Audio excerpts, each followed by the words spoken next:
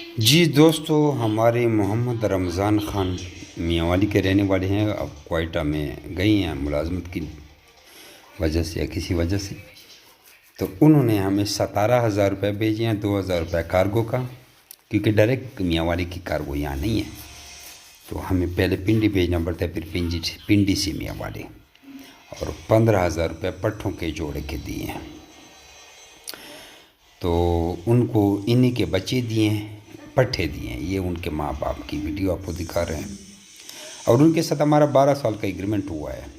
یہ انشاءاللہ 2.5-3 مہینے کے بعد اس کے پاس فل بریڈر بن جائیں گے، اور 4,000 کا بچوں کا جوڑا ان سے واپس لیا جائے گا. اگر اس کی ماتا نے 10 بچے دیے، سمجھو 20,000 اس نے کما لیے.